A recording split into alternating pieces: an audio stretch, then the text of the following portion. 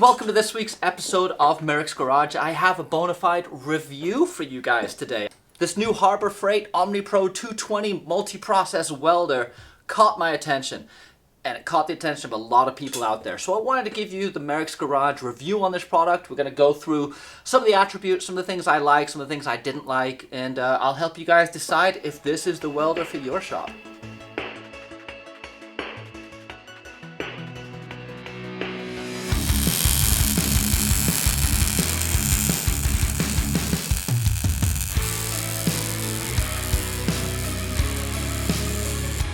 I was really psyched when this product was announced about a year back. A multi-process 220 welder, MIG, TIG, stick, and flux. All in one unit for under $1,000. I couldn't wait to get my hands on one. It is a really cool product that dramatically reduces the cost of entry to the home fabricator. There are fantastic units out there on the market already from the likes of Miller and Lincoln and ESOB and various others, but they're substantially more expensive. The question remains, is this thing cheaper made? Is it cheaper serviced? Is it cheaper parts? Or is it a good value? We're going to take a look today. We're going to dive into it. I'll show you some of the workings. We'll weld with it a little bit, and I'll give you my opinion.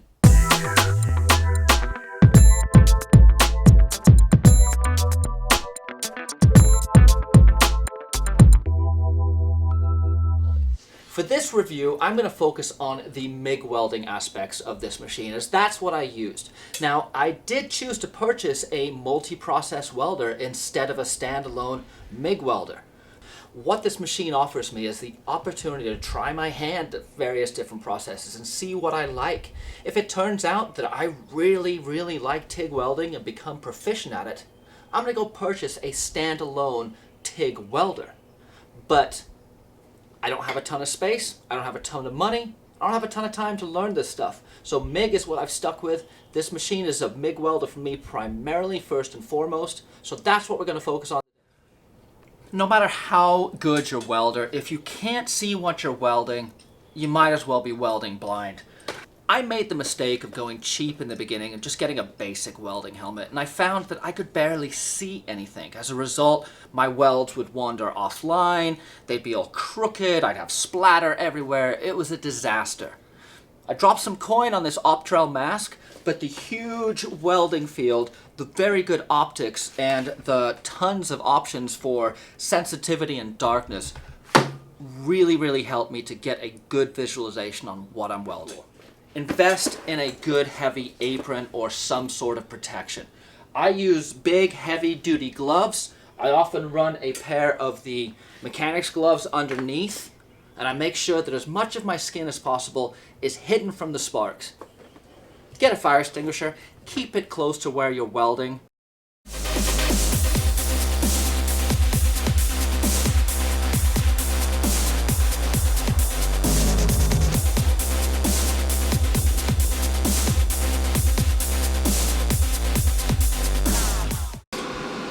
Any contaminants on the steel itself are going to show up in the weld. So it's important to clean off the metal as carefully as you can.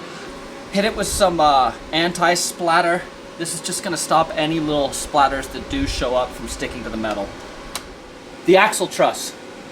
Center link mounts for the link arms. Also, this is going to tie the center section, the housing of the differential, to the axle tubes. Welding onto the axle tubes, welding onto the differential. This is going to give me a totally robust 14 bolt. We just need to burn in this last couple sides and it's ready to go.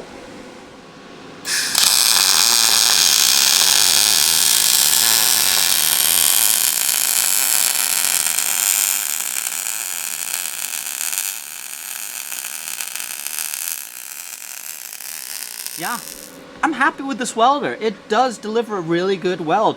When we're done with this side, I'll flip it over so you can see the heat penetration so we know we're getting good bite.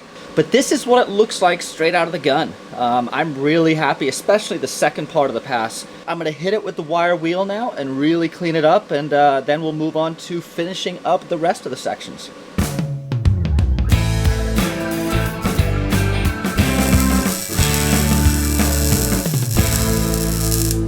Weld prep is important, weld finish is important too. Once you've laid down your bead, give it a little bit of time and then hit it with some of these wire brushes on your angle grinder. You can really clean it up, remove any of the BBs and make it look a lot better.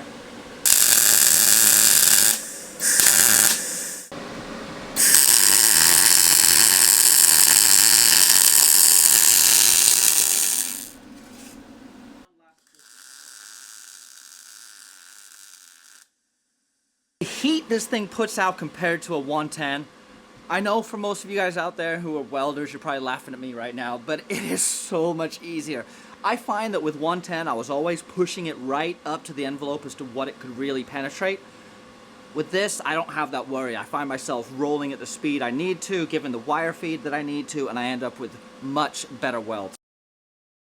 I'm not a certified welder. I don't need to worry about anyone x-raying this and seeing if it's got porosity or voids in it or anything. But I am concerned about making sure I've got good heat penetration. Good heat penetration is the key to getting those pieces to fuse together. Looking at the backside of the thicker piece of metal, the piece that I was more worried about heat penetration on, you can see that I've got good heat signature lines down the entire piece I welded. That shows me I've got good continuity. I'm happy with that. Say the quality of welds I'm getting out of this is superb. The fit and finish and build quality is really, really nice. The adjustments, the settings, the features and functionality, all top notch. It's the customer service, it's the support, it's the technical. That's the stuff that remains to be seen. That's where I get a little bit nervous, and that's why I cannot 100% recommend this to everyone. For those of you looking for a 220 welder, the market is saturated with great options. So why did I go with the Harbor Freight? Would you buy a car from an unknown automotive manufacturer? I wonder if that car was $3,000. Would you consider it then? I guess it depends what you were using it for. If you're just running around town, no big deal. If you're doing massive long road trips with your family, you might want to invest a little bit more. For me, I'm doing a little bit of running around town. I don't need this welder to be a long hauler for me. If it does perform for years to come, I will be super stoked.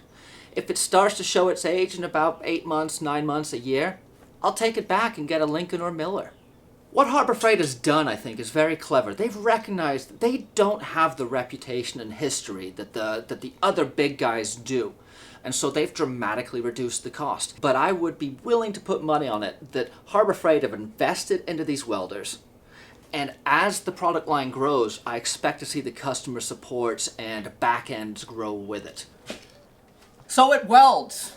Needless to say, Harbor Freight have a good welder. That is not in question. If you guys have seen any of the other reviews out there, you will know that it can lay down some good welds. What we do not know is how it's going to hold up long term.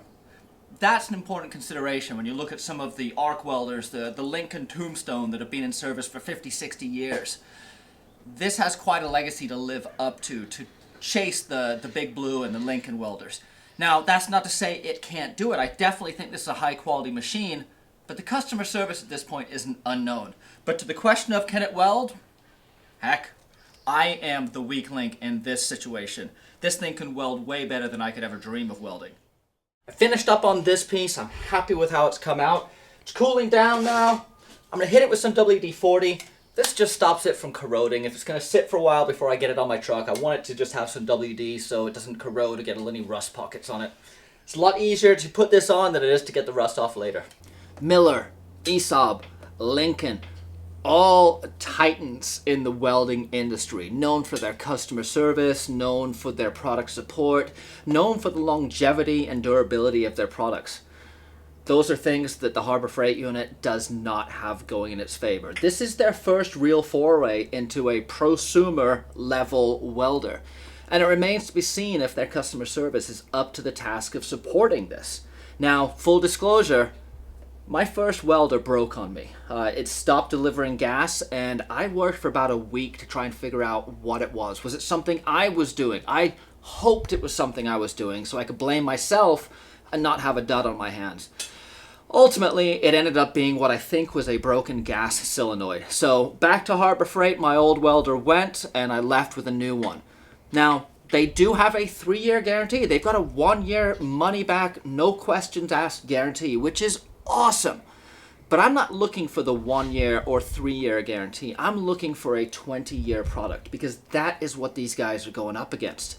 The big guys out there have legendary customer service that is renowned throughout the industry for supporting products both present and past.